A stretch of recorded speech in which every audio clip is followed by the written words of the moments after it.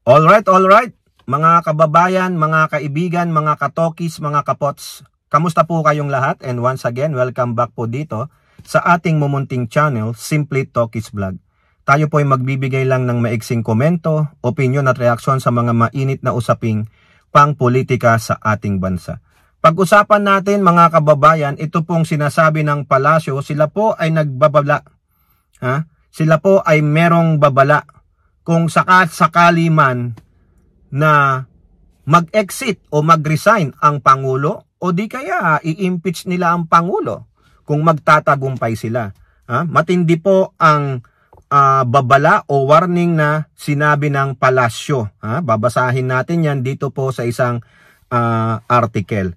At ganun din po ang magaling na political analyst, political professor at dating National Security Advisor ng Pangulo ay may sinabi tungkol dito sa pagpapanagot sa mga kurap. Kasi yung iba dyan mga kababayan, nagmamayabang.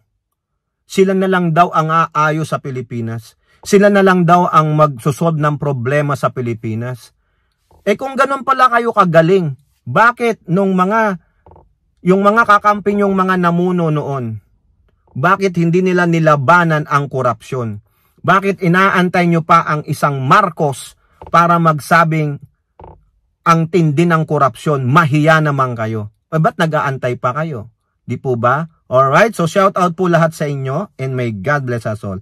So unahin natin mga kababayan, ito pong babala ng palasyo kung sakasakali man po na mag-exit, meaning mag-resign o i-impeach o ano mang mangyari sa Pangulo na matatanggal bilang Pangulo ng Pilipinas.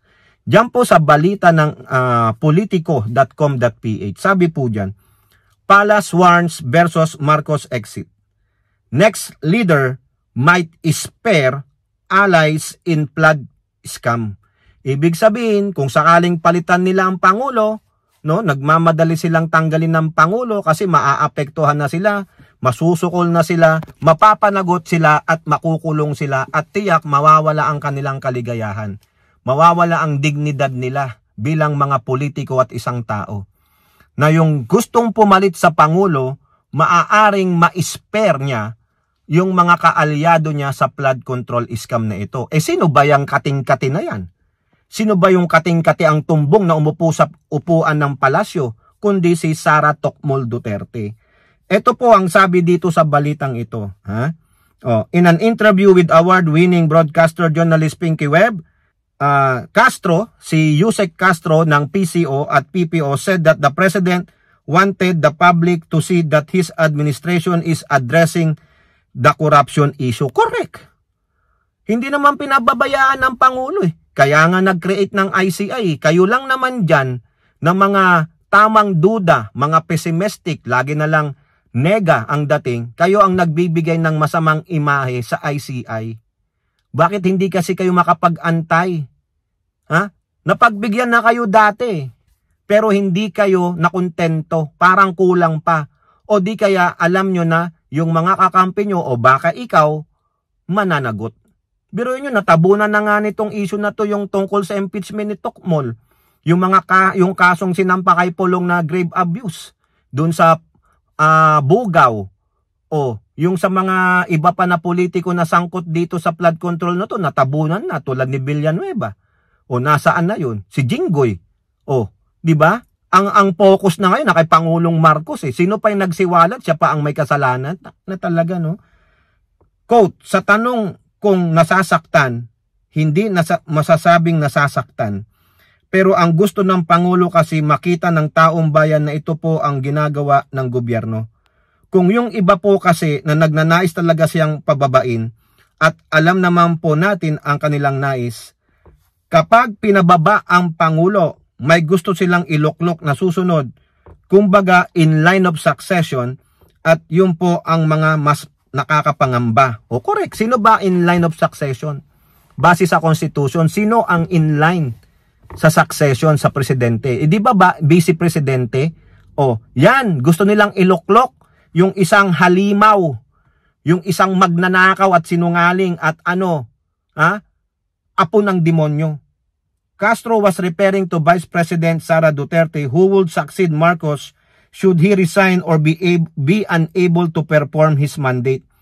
Kung ang Pangulo po ay mawawala sa kanyang posisyon, maipagpapatuloy pa po ba itong klase ng pag-iimbestiga niya ngayon? At baka naman po yung kaalyado ay makaligtas kung maiba ang liderato. Correct! Ha? Castro stressed that cases are filed against those involved in the flood control controversy, not for optics, but to sure they are held accountable. Correct! Hindi lang po ito parang sinabi lang na, ito may nakasuhan na kami. Ito minadali. Ito lang para may masabi tayo, may ginagawa tayo. Hindi lang para sa optics, hindi lang para sa bilang. Hindi parang isang nilagay mo lang sa libro. Okay, one for the books. 'Di ba parang ganun? Hindi po. Ito po ay patunay na mapanagot ang mga walang hiya na to at mahatulang guilty at hindi na makapagsilbi sa bayan. Ngayon ang gusto nyong tanggalin yung nagsiwalat, sinong kating-kating nga, uulitin ko. Di si Tokmol. Siya ang next in line sa succession At pag nakaupo siya, ang malamang mangyayari dyan, tanggalin na yung ICI, walang kwenta yan. Absuelto, yung mga sumipsip, yung mga kakampi niya. Alam niyo naman kung sino yung mga sip-sip dyan na nasasangkot sa flood control scam, sa korupsyon.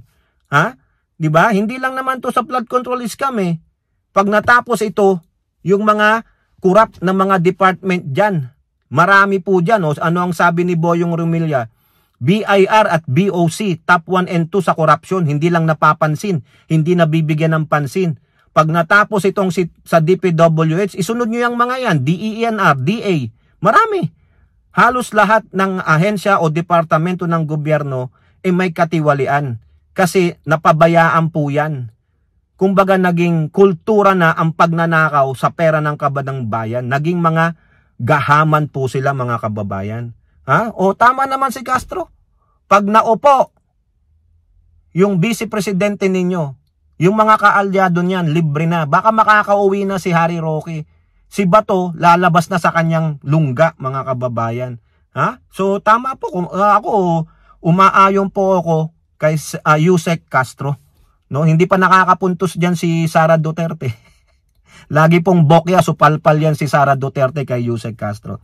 Now, punta naman tayo kay Profesora Clarita Carlos. Ito po ay dating National Security Advisor ng Pangulo from 2022 and to the early part of 2023. Napakahusay po nito at bilang isang profesora, ang galing-galing. Respetado po itong si Professor Clarita Carlos. Ano po ang sabi niya tungkol po dyan sa pagpapanagot sa mga korap? Sa balita po ng Abante TNT, pagpapanagot sa korupsyon, hindi dapat madaliin. Correct! Kayong mga nagmamadali dyan, alam nyo naman kung sino kayo, hindi na kailangan pambanggatin kung ano ang kulay ng politika ninyo. Hindi nyo dapat minamadali. Parang inaayunan niya po yung sinabi ng Pangulong Marcos dati. Pag minadali natin, pumunta sa korte, yung pala, hindi solido ang ginawa nating investigasyon, kulang-kulang ang mga ebidensya. Ano mangyayari pagdating sa korte? Di matuthrown out lang. Papalayain lang yung akusado dahil nga kulang sa mga ebidensya. Minadali ninyo Parang sa idiom, haste makes waste. Sa pagmamadali mo, puro palpak. Bakit? Hindi mo pinag-isipang mabuti. Hindi malalim ang investigasyon. Walang malalim na pagsusuri o pag-aaral. Mabuti pang medyo matagal, umabot ka ng 1 o 100, sabihin mong 12, mga 1.5 years o ganyan, 18 months, okay na yon. At least paano, nakita mo na ito na yung mga tamang ebidensya, tatatag ito, titindig ito sa korte. Hindi ka mabubutasan. Parang ganyan po ang sabi. Pinaghihinay-hinay ni Political Science Professor Clarita Carlos ang mga dumalo sa mga kilos protesta hinggil sa pagpapanagot sa mga sangkot sa malawakang katiwalian na gobyerno. Sa managot ang sangkot, Abante Special Coverage, sinabi ni Carlos na kung mamadaliin ang paghahanda sa mga kasong isasampa sa mga dawit sa korupsyon, posibleng matalo at mauwi lang ito sa wala. Correct. Dagdag niya, napakahigpit ng korte sa mga hinihingi nitong mga ebidensya. Ayon pa kay Carlos, bukod sa Independent Commission for Infrastructure at Ombudsman, meron pang sangay ng gobyerno ang nagtatrabaho para imbestigahan ang naturang usapin. Oo, sino yon? Sandigang Bayan. Oh, di ba? Saad pa niya, naintindihan niya ang silakbo ng damdamin ng bawat isa, pero dapat din aniyang tandaan na kailangang sumunod sa rule of law. Correct! Tama!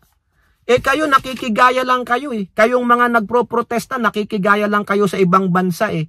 O tingnan nyo ngayon nangyari sa kanila. Ha? Huwag nyong madalain. Ha? Mag-move on muna kayo. Pero habang nag-move on kayo, maging alerto kayo. Dapat updated kayo sa nangyayari sa balita. Hindi yung nag-move on kayo, wala na kayong pakialam. Ha? Obserbahan nyo anong ginagawa ng ICI. O pwede kayong manawagan ulit. Kung sa tingin nyo baluktot na ang tinatakbo ng ICI o any investigating body tulad ng ombudsman. Ha? Pag pumunta sa korte sa Sandigang Bayan o medyo ang tagal, kalampagin natin. Ang Sandigang Bayan, nirapol na ang mga kaso nitong mga isinupin ng ombudsman sa kanila. Ang bilis mga kababayan.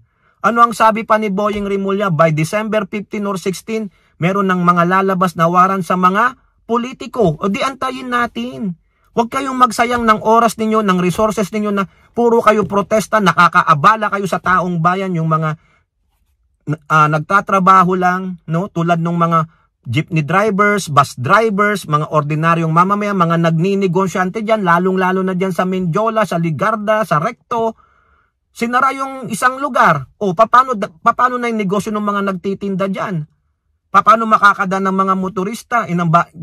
Kung meron mga klase o whatever. So bagay, walang klase nung linggo. O, di ba? Nakakahiya po.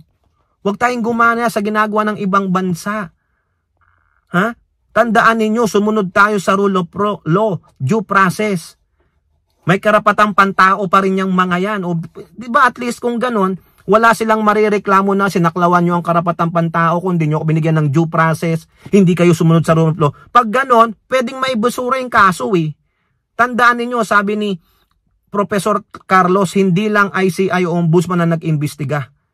May Sandigan Bayan, ipupunta sa korte pa yan. O dapat matatag ang mga ebidensya at ang kaso. Diba? Kaya kayo protesta kayo ng protesta eh. Nakakabisit kayo eh. Diba? O kayo po, ano pong inyong masasabi? Comment down below and don't forget to like and share. Hope to see you in the next videos. Bye-bye. God bless.